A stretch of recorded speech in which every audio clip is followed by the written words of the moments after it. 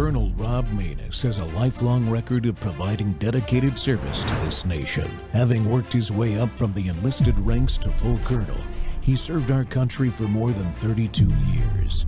He has served as a bomber squadron commander, bomb disposal technician, Joint Chiefs of Staff Operations Officer, assisted the National Security Team with the campaign plan for the global war on terrorism. He authored the first theater nuclear war plan and served as the Vice Commander of America's largest airborne intelligence wing. Colonel Rob Maness is a true American hero.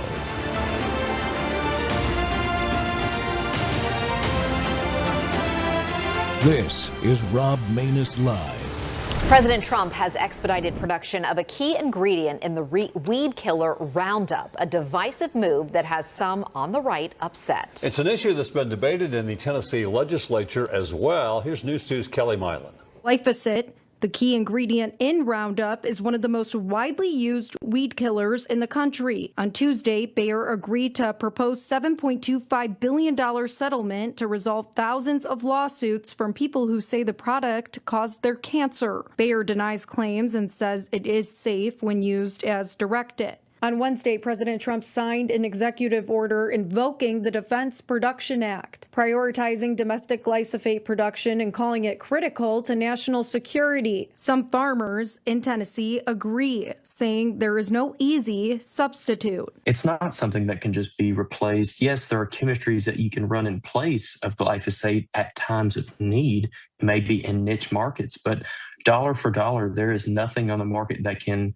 replace one-for-one glyphosate in row crop production. The debate is now spilling into the Make America Healthy Again, or MAHA movement. Health and Human Services Secretary Robert F. Kennedy Jr., who has long criticized exposure risks, recently emphasized the harm in the weed killer on a podcast. Bobby Kennedy is right about glyphosate and its safety. It's dangerous. It's a carcinogen. And that's what led to this $7.25 billion settlement we just filed. So a rift is clear politically, but for the many cancer victims claiming to be victims of Roundup, it's about looking for justice. Rather than get caught up in this battle over the safety of glyphosate, we have a settlement that's going to be available for 21 years. It's going to take care of people who have developed non-Hodgkin's lymphoma now, or who may develop it in the future as a result of using Roundup. So I think that folks ought to take a really serious look at that. The political wins, they're too tough to judge. Here in Tennessee, lawmakers were considering legislation to limit people's ability to sue if they got sick from a pesticide. It passed the Senate, but after opposition poured in, the House sponsor canceled a committee vote on the bill just minutes before it was supposed to start. It's unclear if it'll come back up for a vote this year. Bob and Haley.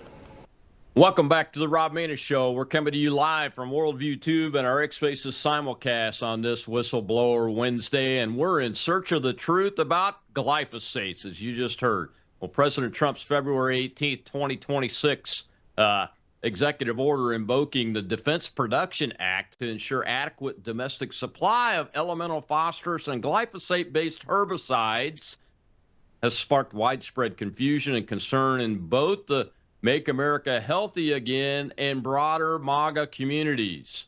MAHA and MAGA are not happy. The move aimed at bolstering agricultural productivity, food security, and national defense by reducing reliance on foreign sources intensified when Robert F. Kennedy Jr., along a vocal critic of glyphosate and its potential health risks, publicly supported the policy as a necessary step to protect American farmers and independence on adversarial nations, despite his past efforts linking the herbicide to cancer concerns. Many who have closely followed glyphosate's debated role in public health are now seeking clarity. What does the science indicate? What are the medical implications? And what does the shift mean for health moving forward? Well, today we're joined by one of the world's leading voices in integrative oncology, Dr. Francisco Contreras, medical director of Oasis of Hope Hospital and a physician with over 40 years of clinical experience. Dr. Contreras has treated patients from more than 55 countries and is internationally recognized for pioneering metabolic and nutritional strategies in cancer care. He is the author of The Hope of Living Cancer-Free, The Coming Cancer Cure, and 8 other books on nutrition, metabolism, and patient-centered oncology. You can learn more about his work at oasisofhope.com. We're bringing Dr. Contreras into this discussion amid this significant national debate. He's going to help us examine the potential medical and health concerns surrounding glyphosate and provide a much-needed perspective during this time of uncertainty. Dr. Contreras, welcome to the Rob Maness Show, sir. Thank you very much. It's an honor, Colonel.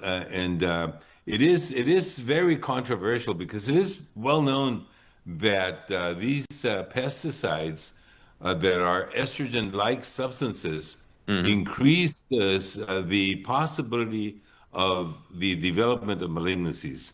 There are studies that show that, for instance, people that work in golf courses have a higher incidence of lymphomas than the rest of the population. And it's always difficult to balance between the risks and the benefits and what is worse, one or the other. But to put things in perspective, I do believe that these type of chemicals, if we could avoid them, it would be much better. But it is just about impossible to stay away from all of the estrogen-like substances in the world. All plastics have them. Estrogen, for instance, is a well-known carcinogen, and women produce it in their bodies, in their ovaries. Sometimes it's just difficult to put that balance. So in a perfect world, if we could have no contact with any of these chemicals, it would be very good. I don't know the political implications of this, and if it's really of national security, because then the production of food would be so bad and so low that more people would die of hunger than the ones that develop cancer. That is something that I wouldn't be able to comment on. But what I can definitely comment is that there is no question that glyphosate is a carcinogen. It is not one of the main carcinogens. There are harsher ones that tobacco, for instance, and is a lot worse. And yes, you put claims on all of the cigarette boxes, but still people continue to smoke. And a hormone replacement therapy, for instance, I think it's worse than glyphosate as far as increasing the risk of cancer in women and men, as far as breast cancer and prostate cancer is concerned. So I can understand where the controversy is, and I don't know if there are any studies showing the risk benefit and how high is the risk in comparison to the benefit. And I think right from the political point of view, they probably calculated that the risk is less than the benefit. One of the things that's really curious. Look, I have to admit, I have a family member who's 80, pushing 80. He's a farmer since he was 14 years old, and he's used Roundup. He has Parkinson's disease, he has cancer, and he has kidney failure. And I asked him when he started. He was around when they started using Roundup, and the sales guys were coming around, And I asked him. I said, "Hey, what did they tell you about Roundup when they came to sell it to you?" And he said, "Rob, that guy told me I could take a shower in that stuff every single day, and it wasn't going to hurt me.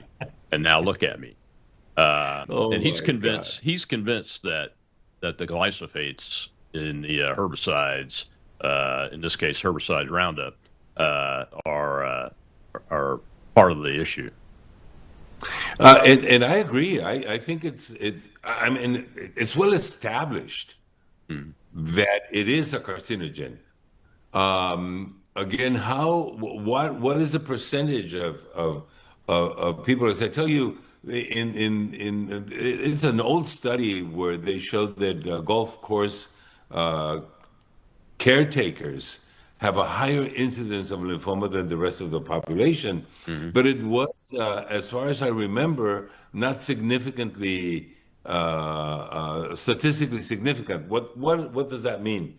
It means that even though the more people that work on golf courses have lymphomas than the rest of the population, it could still be happen by chance. And give me a break. That's not true. So again, if you put in the big picture and no food is produced, well, then more people are going to die because there's no food in comparison to people that are going to develop cancer. And I think that's where the issues are, that politicians have to make decisions. But in a perfect world, I think that Bobby was correct when he sued all of these companies, telling them that this is not good. That's absolutely true. Yeah, What the one of the impact other of not having it? I don't know. one of the other interesting things is that last year, I'm pretty active politically at the state level. Bayer, the company that bought Monsanto, that owns Roundup, they went around to try to get state legislatures to pass legislation to give them total immunity as long as the product was applied as it said on the label. And we defeated those bills, but then they tried to get it put into the National Defense Authorization Act. They're going to great lengths to get this immunity. If it's not dangerous, why would they be worried about it? Exactly. Man, remember all of the fiasco with the COVID vaccines. They push them as vaccines because then you can't sue. But they're drugs. They're not vaccines in by definition.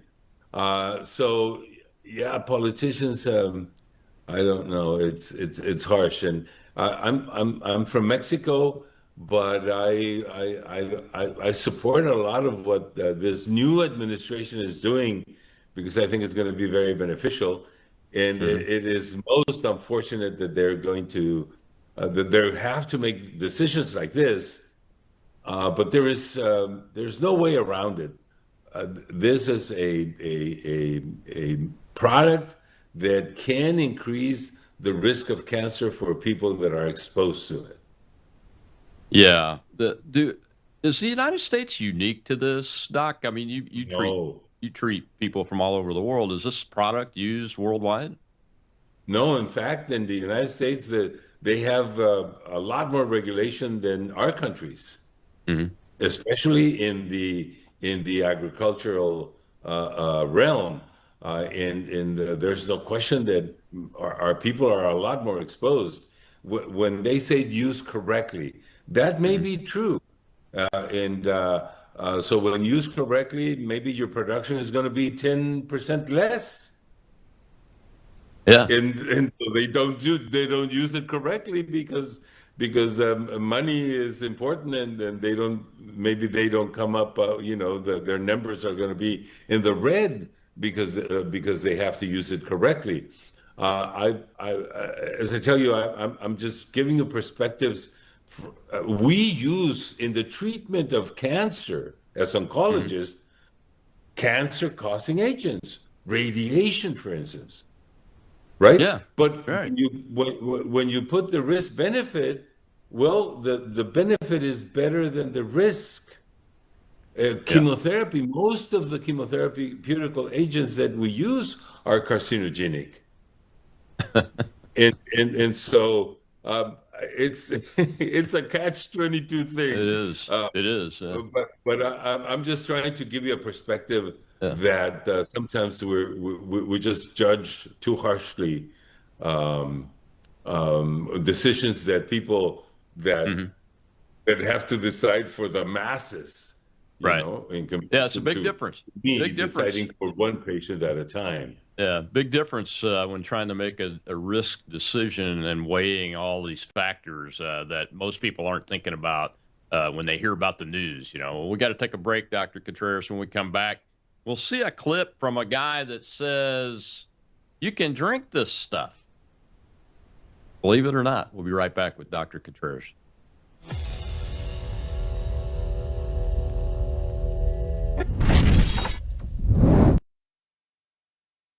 But with Brandon, it's always cutting edge stuff happening in the world, and it's not just from the political angle, because you can get that on other platforms, but it's always from the biblical angle.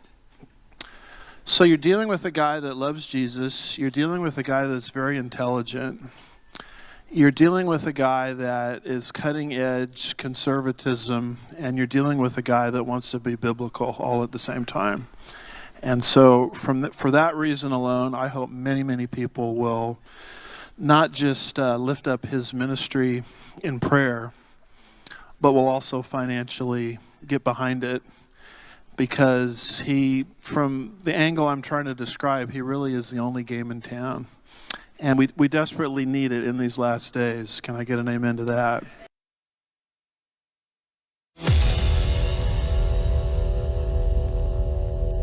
Do not believe that glyphosate in Argentina is causing increases in cancer. You can drink a whole quart of it and it won't hurt you. You want to drink some? We have some here. I'd be happy to, actually, but not really. But not really. I know it wouldn't hurt me. If you say so, I have some glyphosate. No, I'm not stupid. Ah, okay. So you. No, but I know so it's dangerous, right? No, people try to commit suicide with it and fail fairly regularly. Tell the truth. It's not dangerous to humans. No, it's not. So you're ready to drink one glass of glyphosate? No, I'm not an idiot. Interview me about golden rice. That's what I'm talking about. Okay, then it's finished. Then the interview is finished. That's a good way to solve things. Yeah. You're a complete jerk. So when an interview ends with you calling the interviewer a jerk, you might want to think, could I have prepared better for this interview? If you're going to make claims about the weed killer and you're going to make promises that you'll drink the weed killer, what do you think is going to happen? So maybe spend some time thinking about what you're going to say in the interview and rehearsing it out loud so you don't get yourself into the corner that Dr. Patrick Moore got himself into, which he then desperately tried to scrabble out of and ended up by getting defensive, insulting, walking off set. None of these things are going to help your brand and your brand's reputation or yours. Welcome back to the Rob Maness Show. It's Whistleblower Wednesday. We're live from Worldview Tube and our X-Spaces simulcast with our live audience. And my guest today is Dr. Contreras. Dr. Contreras is the founder-director of Oasis of Health, an integrative cancer treatment center that uses unique ideas and unique treatments that are much less harmful to the body than a standard cancer treatment. And Dr. Contreras, we're talking about glyphosate, and I found the little clip humorous. I like to inject some humor, especially into a show with a very serious and deadly subject like this. But that guy reminded me of, you remember the cigarette company guys doing testimony before Congress saying, you can eat the stuff, you can rub it on your skin. It doesn't do it. And then when they're pushed and given an opportunity to do those things, they run away. Of course, you can't drink Roundup and glyphosate-based herbicides. It will harm you. At a minimum, it's going to make you sick. From a digestive tract. You, but you won't die of cancer. You will die of other problems that all of these chemicals cause. Yeah. That was pretty stupid. One principle that you learn when you study pharmacology in medical school is that the difference between a venom and a cure is not the substance, is the amount. Yeah. So if you drink too much water, you can die of brain edema. Water. That's right. Just plain water, completely clean. So something that can be good for you can also be bad for you. And this is what he should have said, it's safe if you are exposed to certain amounts, for instance. That was very, very poorly stated by him, and I'm so glad that this young kid really got him into a big problem. Oh, well, here it is. Why don't you drink it in front of everybody and die before us? Again, the fact that there are chemicals that can be toxic, it all depends on the amount. I mean, even vitamins can kill you if you take too much of them. Again, I want to reiterate that there are many things that we constantly use in medicine that can be very harmful to people, but that at some point and for a specific problem can be life-saving. When you see a patient, can you tell by the cancer cells that they have that something like glyphosate may be been involved in generating that mutation? Because it's a mutating cell, basically, right? No, that's impossible because there are so many factors that play a role. But there's no way around the fact that it can be a contributing factor. Now, why is it that not everybody that is exposed to it gets that disease? And that will depend on the quality and quantity of the immune system of each person. So, for instance, did you mention that it was your uncle or your friend that family member? Yeah, family. So member. Your family member may have been there for as many years as another person that started with him, and this person didn't get it. That doesn't mean that your uncle was not affected by these chemicals. It just means that the other guy had a much better immune system. Yeah, I work a lot with the veteran community that's been exposed to Agent Orange, and that's we find that too.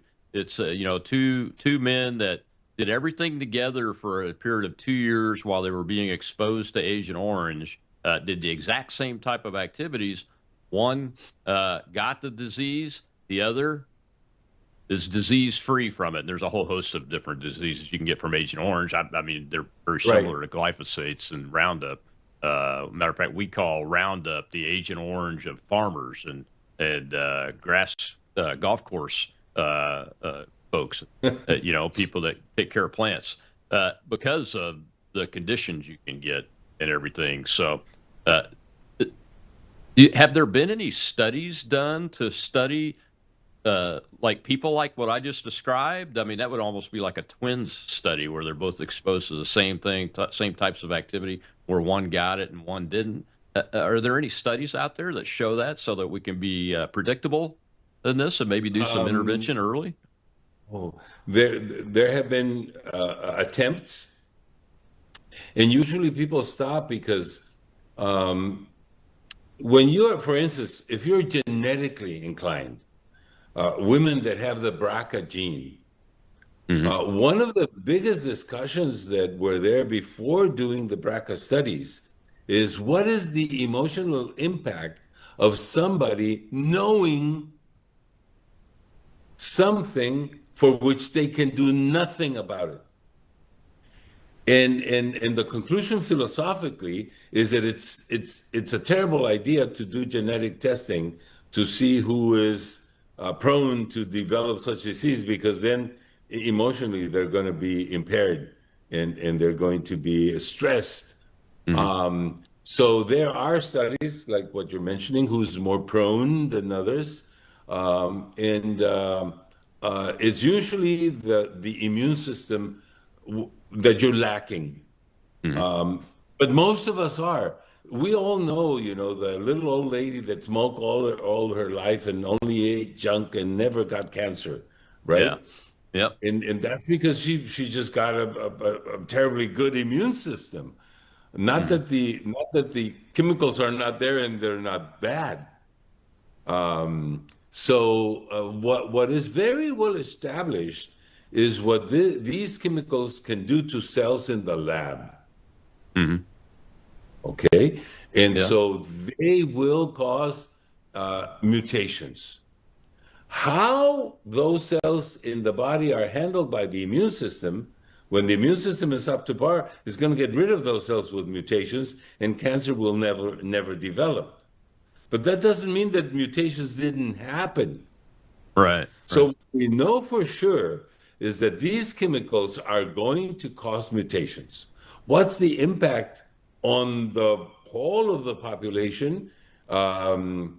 It's limited, right? Because the percentage is low. And so when these people claim that if you use it correctly, that it's not going to be a problem, maybe it means that only 1 in 10,000 is going to get cancer. I don't know. I don't know those numbers, but those are the type of calculations that they come up with in order to. And it's the same for drugs. When the FDA approves a drug, it's because the risk of, or the people that are going to acquire diseases is much less than the ones that are going to be benefited by these chemicals. And so I just want to put the perspective out there that it's we easily critique something, but if you go a little bit deeper, you can understand that there are higher ups that have to make decisions like the one they're making. I don't know if it's right or wrong. I'm just trying to get people to think about the perspective of things that can be beneficial, while at the same time can be very harmful. Yeah, that's one of the reasons why I like to do these shows. I mean, this is a little bit out of my wheelhouse, but I've had medical clinics, large clinics, hospitals work for me before, and I've had executive oversight over the types of activities. So I have a basic understanding. I know when something's not right. Let's put it that way. Yes. How does the glyphosate work on the plants? So it's and the reason why it can be carcinogenic, it's a proliferating agent.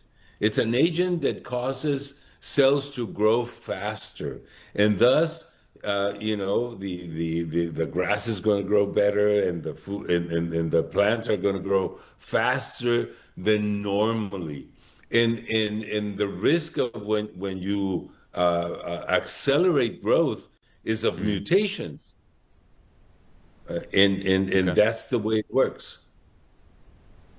So when it's sprayed on a plant, and the plant hasn't borne fruit yet, whatever it is, corn, cotton, soybeans, whatever, that material, that chemical, will be present inside the fruit that's yet to be born by the plant. So that's one of the things. And the other one is that it's going to kill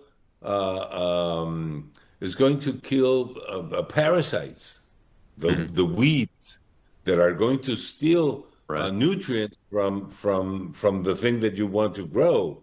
So that combination generally is good, but it can be harmful when a human ingests it, when you take it into your body. But that's my understanding on how it works. So it really isn't going to do any good for me to wash my fruits and vegetables, this particular type of agent.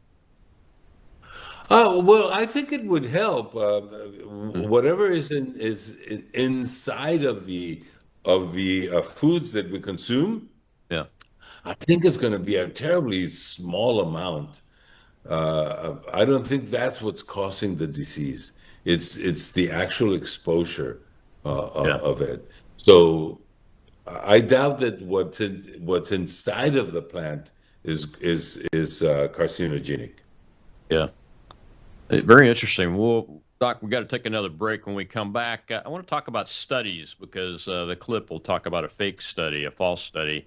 But maybe we can inform the audience on how do you recognize what's good from a study perspective, because people read these things now and dive into them. Doesn't matter whether they have any education or expertise in it, because information is so prolific today. You can get your hands on it. It's good to know, I think, for people to know what they're looking at. We'll be right back with Dr. Francisco Contreras.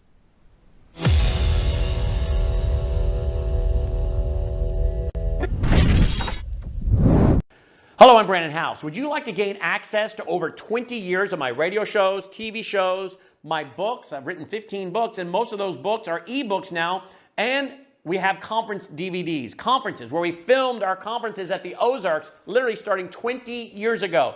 It's all available in our archived vault. All you have to do is go to worldviewtube.com/vault, worldviewtube.com/vault, and for a reasonable monthly fee, you gain access to over 20 years of Christian worldview programming, news, information, books, documentaries, and a powerful search engine.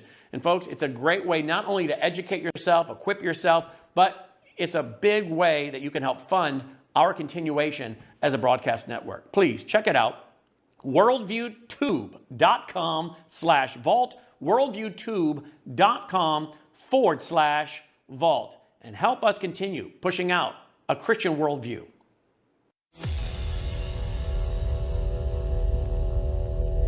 This study was published in the year 2000, and now it was revealed that actually Monsanto staff helped write this article. The authors were likely receiving large sums of money from Monsanto, and many of the data in this study was unpublished, the secret data from Monsanto. So it was basically a complete fraud, and it claimed that glyphosate was safe and not linked to cancer. And now we have all these studies that came out recently finding that glyphosate increased or caused 10 distinct types of cancer in rats when they were exposed at so-called safe levels. And so this paper, though, was used by our agencies across the world to claim glyphosate was safe and in the approval processes. And so now all of that was built on a complete fraud and lie. And so this retraction is probably the only time I will be happy about a retraction. Welcome back to the Rob Maness Show. We're live on Worldview Tube and our X Spaces simulcast. And I know our audience is ginning up some questions for my guest, Dr. Francisco Contreras, who's talking to us about glyphosate, the impact of this executive order from the Trump administration, why Secretary of HHS Robert F. Kennedy Jr. Is responding the way he is. And in this segment, Dr. Contreras, just like the clip says, this Monsanto study, I mean, when you read about it, they used ghostwriters to write scientific papers. What? They had undisclosed influence on the regulatory reviews in the process, and they suppressed. This is the worst part to me: is they suppressed unfavorable data and were able to get away with it for a time. Is there a way we can recognize a study like that one versus one that we should hold reliable? I mean, in your long years of expertise in this business, have you developed any tactics or techniques to be able to do that? Well, the first one is like a saying that you have in America: follow the money. The sponsor of the studies have a lot to do with the outcome of the study generally.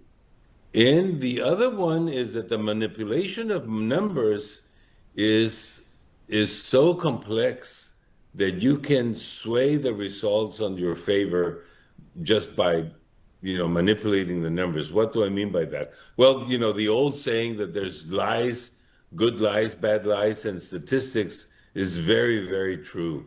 And in medicine, we have to scrutinize tremendously studies, even double-blind studies, because the information that you get can be skewed. And I'm sure that you've heard of many things that have been approved by the FDA, and then 2 years later, they have to cancel the or call them back the medication because the information that was given was not true. I'll give you an example. There cholesterol lowering drugs were studied for many years, and they proved to be quite effective. And 15 years, I think it was 15 years later, they restudied the people that took the cholesterol lowering drugs that obviously, I mean, effectively the cholesterol came down, but more people died, the ones that had lower cholesterol that took these drugs, than the placebo group that didn't take the cholesterol lowering drug. They had high cholesterol, and so the drug was worse than the disease. And so we have many examples of this in medicine, of things that were approved that are not good for us. And so sometimes studies are made to prove a point for marketing purposes, but they end up not being good for the patients that took it. So this what this person was talking about in this context of chemicals used in the industry has happened a lot in the medical world. So we begin by believing that things are done in good faith and that errors can be committed. That's a given, but there's no question that there are studies that are done with with marketing intent in mind, rather than the benefit that it could give to the public, and it is difficult to sometimes separate one from the other. Even when you have a lot of experience in reading papers like that, that's what we do all the time. As doctors, we base our activity on helping patients on the evidence, quote unquote, that is published by supposedly serious researchers. But there's always bad apples, and it happens just too often, unfortunately. Yeah, we saw that a lot in the pandemic situation, Exactly. And one of the things that they tried to do was hold up, well, here's a peer-reviewed study. What does that mean? And why should a peer-reviewed study be more reliable than one that's not peer-reviewed? Okay, so there's two types of publications in the medical realm. It's probably also in other specialties. Non-peer-reviewed is when you develop something new, you design the clinical trial, you do it, and then you publish it. So these are publications that do not require experts in the field to critique the study before it's published. So peer-reviewed magazines or journals are more respectable because before they will publish it, experts in the field will review the design, the way that it was done, and the way that it was interpreted, the interpretation of the data.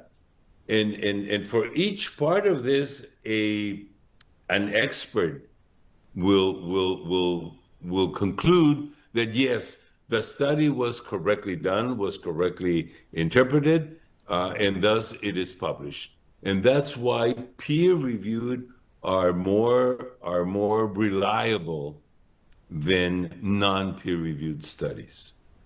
That's amazing. I think I've got a question over in the audience. Let's go over there. Our hostess is Shell. Shell, do you have a question? Well, you should think of one then. Goodness, I've got some more. Yes, sir. I've got some more. So with a peer-reviewed study, how is it difficult for that one to be manipulated? And are there markers or indicators in your long experience of reading these things and studying them and using them in the profession? Are there indicators that we can use to help protect ourselves when we're looking at these things? Well, that's the advantage of reading peer-reviewed. It's going to be a lot more difficult to coerce, a number of experts, because the expert is going to be one on design, and that's his expertise. The other expert is in how it was done, and then the other expert is the mathematician on how you interpret it. That's why peer-reviewed are a lot more difficult to manipulate. Yeah. Everybody would have to be in on it in order for that to be. Now, the other is that the one that produces all of the paper is so clever that is able to fool all of the other experts. That is very difficult to do. So you get the peer reviewers to buy into the manipulated information, and they do a peer reviewed study. That's pretty difficult. Well, we do have a question in the audience now. Go ahead, Jill. Doctor, I'm curious, how do you feel about Trump's endorsement of glyphosates? I really didn't see that coming, sir. Well, as I mentioned at the beginning, I'm from Mexico. I'm not affected by this, but here in Mexico we have a lot of dysregulation and corruption, so that we have so many chemicals that are well-known carcinogens, and we're much more exposed to these things. So again, as I was mentioning before, somebody up there has to make up a calculation of the risk versus the benefit on both sides. I don't know how they did it, but maybe the reason why Trump had to come up with this is that if you put things in perspective, more people are going to die of hunger than the ones that are going to be exposed to this and produce cancer.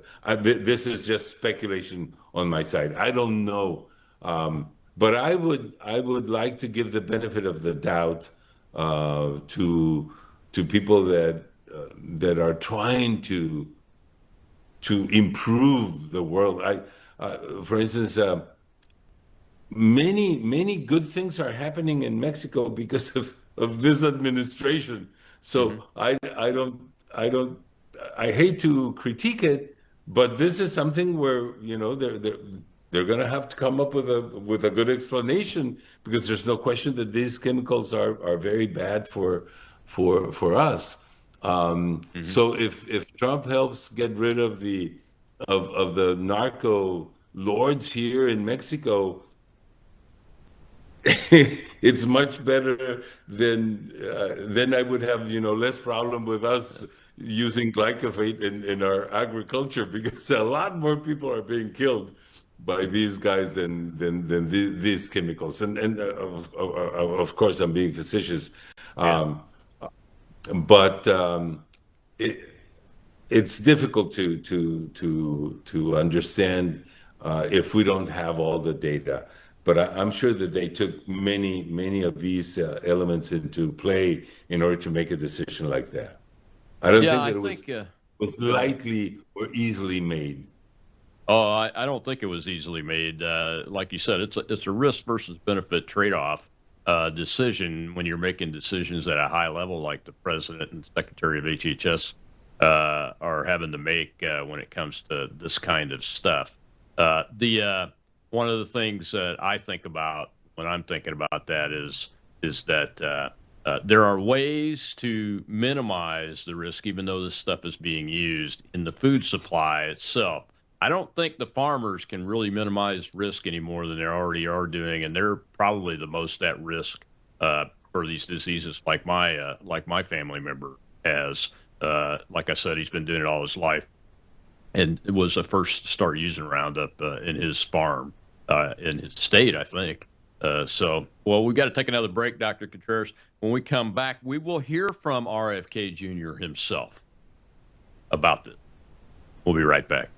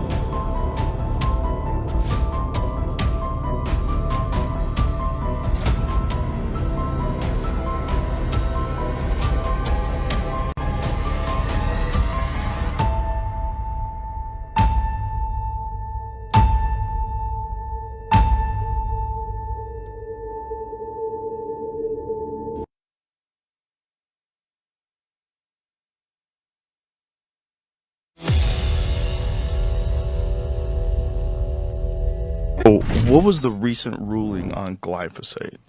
That was an EO, which is an executive order from the president saying that we're going to make the ingredients for glyphosate in this country and for elemental phosphorus. And, you know, I've spent 40 years fighting pesticides. I was part of the trial team on the Monsanto case, which was the team that, we won 3 cases in a row and then got an $11 billion settlement with Monsanto, which is now Bayer. By the end of our trial, Bayer owned Monsanto. But, pesticides are poison. They're designed to kill all life. It's not a good thing to have in your food. So it's not something that I was particularly happy with. Let me put it that way mildly. But I also understand the president's point of view. The president didn't create the system. He's dealing with a problem that was created long before, over the past 60 years, when, through federal policies and subsidies and the management of farming in this country, the agricultural management, we have addicted our farmers to these pesticides, and particularly glyphosate. Glyphosate is the foundational pesticide of our food production system. So 97% of corn in this country is produced with glyphosate and can't be produced without it. 98%, you could do it. You could change it. There's organic corn producers in this country. It's like 3%. 98% of soy is produced with glyphosate. If you ban glyphosate overnight, or if you got rid of it, or if somebody else cut off our supply, it would destroy the American food system. Welcome back to the Rob Maness Show. And you just heard right there, it's Whistleblower Wednesday. We're live on Worldview Tube and our X-Basis simulcast. My guest today is doctor and oncologist Francisco Contreras from the Oasis of Hope. Dr. Contreras, you just heard it right there. There is so much usage now that 97% of America's corn is produced using glyphosate. Look, when a few years ago I had farmland and my family farmed it, this family member that I've talked about, and we grew corn and we used Roundup in order to produce the bushels per acre that we needed to get to have the right margins so that we could continue the next year and plus make a living off of it. I totally understand that. But there are ways, I think, and Secretary Kennedy's been on them, right, Dr. Contreras? He's like removing food dyes from the food system, from the processed food system, recommending people not eat as much processed food or processed food at all. because the glyphosate can get into the processed food and you don't have any control over it. But with a fresh vegetable, I can at least wash it, make sure it's good and clean, and get most of that stuff off of it other than what's inside, right? Absolutely. And I think, he was truly torn about this. But again, I think that when you look at the overall thing, are you going to stop the production of corn by 90%? Yeah. And so one of the things that I think that he mentioned and probably should be explained better is, okay, right now we can't stop this, but we have a plan so that in the next 10 years, I don't know how long it would take, that we have a transition to get rid of it. Now, that I think we would all understand that. It's like if we all come to the conclusion that schooling is not the best for our children, and I can do better, I'm not going to close all of the schools today. I'm going to hopefully come up with a plan of what's going to substitute it. Because getting rid of all of the schools is not going to be good. But there could be something better, but there has to be a transition. I think this is what they have to talk about. It's like, when is it going to be that we are not going to have oil anymore? And people are debating on how to make that transition. And the transition has not been good, and the solution to date has not been good. But, and maybe, petroleum is going to be available always before the world ends. But I think that they have to talk about a plan on what is it that they're going to come up with, instead of saying, this is just so bad and nothing is going to change. I think, humans are very intelligent, and we've come up with solutions for about everything. And there is going to be a solution, and we just have to look for it. Yeah, absolutely right. Elon Musk is working on orbital-based solar power instead of having all these dangerous and chemically laden solar panels and batteries on the planet, putting it out in space, developing it that way. Well, we got more questions from the audience. Let's go ahead and take them before we get to the end of the show. Go ahead, Show. We have hope, sir. Thank you. I just wanted to ask on your thoughts of washing fruits and vegetable with baking soda. Am I wasting my time?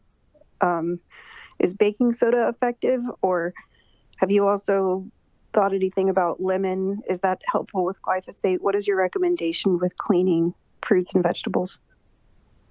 No, it is definitely a very good idea to cleanse your vegetables, and glyphosate is not the only thing. Okay, there's many others, but I think that that oxygenated water peroxide is actually much better. So what you do is that you get a cap, the cap that closes the oxygenated water, one cap.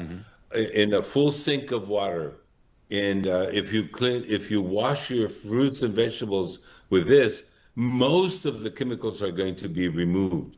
I think it's a very good idea. I don't know how effective baking soda is, but I know for sure that the peroxide is very, very good. I would have to see if there are studies that show that baking soda is better or not than peroxide. But any method that you want, even if just washing it with pure water is better than not washing your fruits and vegetables. Thank you. Let's take the next question from the audience. We have Rigo, sir. Hello. My question is there any alternatives to the use of glyphosate that that are viable besides regenerative farming, like Robert Kennedy just said right now? Yes, there are. There are some bugs, people that use bugs to kill off. But how effective they are in getting rid of weed, the bugs, I don't know. They're very good getting rid of other elements that destroy the plants. But how effective are they in fighting off the weeds? I don't know. That's not my area of expertise. Dr. Contreras, at the Oasis of Hope, I mean, you guys have very scientifically based, unique treatments. Some that are even, I would say, they're opposed by the establishment medical community sometimes. When you're looking at the food that your patients are eating in your program, what are the kinds of foods you're talking about? I mean, is there any processed food that would be considered really safe? No. That would be the short answer. There was a study done on cereals, very big study that studied all the nutritional value of cereals that people consume every morning. And I think it took 4 years. At the end of 4 years, they concluded that the box had more nutritional value than the content. Oh no! I like Fruit Loops though. But eat a little bit of the carton with it so that you get at least some nutrients. So here at the Oasis, we produce our own vegetables so that we make sure that they're organically grown. Why? Because a patient that already has cancer needs to be a lot more careful with the things that they ingest. And diet plays a major role in the long-term outcomes. So here we exaggerate in not having any chemicals whatsoever for our patients. Can you do that for the rest of the population? Well, there's many organically grown foods out there, but they're not really organic. But they're better than than most. And yes, I agree with Mr. Kennedy that pesticides are our worst enemy. And really, if bugs don't get close to them, we shouldn't get close to them either. That's a fact. But again, if you have them, how much food are you going to produce? I've done a lot of experience in chemical warfare agents, and bug spray is the treatment is exactly like it is if you get exposed to a chemical nerve agent. We've got one more question. We've got about 30 seconds for you to ask that question. Go ahead, Shell. We have lockjaw, sir. Yes, sir. I was wondering, Doc, if why isn't there a bigger push for alternatives? It seems like there's a real low push for those. I was just wondering, are they big pharma trying to bury it, or trying to put a kibosh on it, or what's going on there? Do you know? You kind of broke up when you said push for what? An alternative. Why isn't there a bigger push for alternatives? It's very unfortunate. Natural products are very effective, but they don't go through the process of the FDA because you have to prove to the government that it's safe and effective. And more or less, you spend $1 billion doing that. And the way the government compensates is by giving you a patent so that you can make your money back. When it's a natural product, they cannot give you a patent.